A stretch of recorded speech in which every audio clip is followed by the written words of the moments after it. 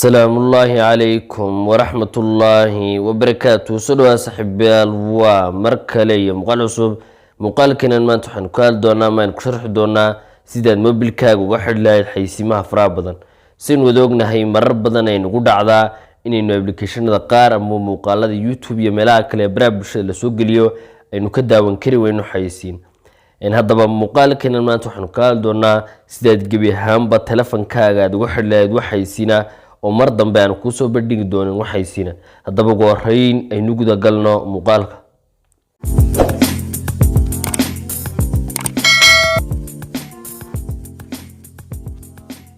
haddaba xayisiintu waa laba midoon waa mid mobilkeena gudaysa oo aynu applicationadu aynu kala soo degno Play Store-ka ay badanaa xayisiin wataan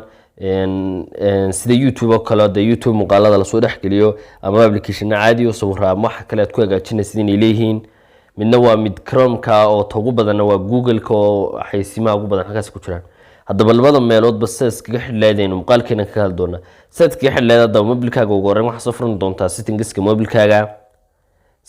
amba qaybta laga maamulo mobilkaaga soo furan doontaa kadib meesha ugu horeysa ku qoran tahay connections aad ku dhufan doontaa waxa ka tagi doontaa meesha oo ku soo qoran tahay more connections kadib meeshan waxyaabo badan baad ka arkaysaa waxaad ku dhufan doontaa meesha ku qoran tahay private DNS meeshan ay automatic ay ku tahay sida caadiga waxaad ka dhigi doontaa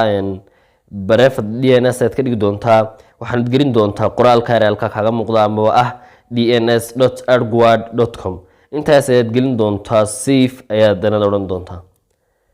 safe imka saarka saamba saasayna loogu xiray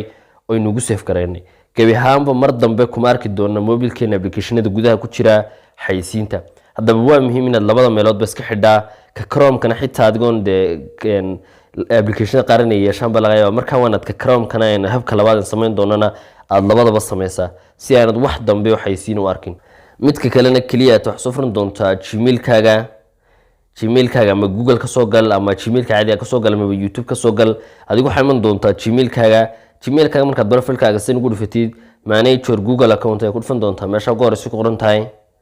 kadib meel noocan ay ku keeni doonaa meesha waxyaabo fara badan aynu ka arkanaa waxa ka tagi doontaa meesha ku qoran tahay data and privacy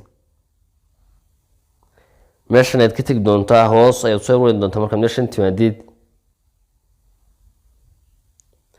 meesha add settings ay ku qoran tahay ama add personalization ee onka ku ayaad ku dhufan doontaa meeshan ay diman doontaa xagga Google-kana meeshan sida arkaysan ba on ay ku tahay waxyaabo badan bay leedahay marka kaliya ta meeshan off ayaad ka dhigi doontaa turn off ayaad oran doontaa gooyteed ka sii dhufan doontaa marka save off gareysid imka sida aragtaan ba add personalization off aynu ka dhignay oo meeshan markaynu ka xidhno ma arki doono mar dambe in Chrome-ka inaga soo gaaran waxaysiina ama soo kale mobilkeena gudihiisa sida aad iyo aad ka fududaya adigoon wax application la soo degin mobilkaaga looga xidha xayisiimaha ama xayisiimaha faraha badan ee waxba ka daawan kari weydii inaad aad iyo aad uga faa'iideysanaya filaya intaas aan ku soo gabagabeyn doona muuqaalkeenan fadlan hadii tahay boqoshada ka subscribe saar video-gan like saar aad iyo aad mahadsan.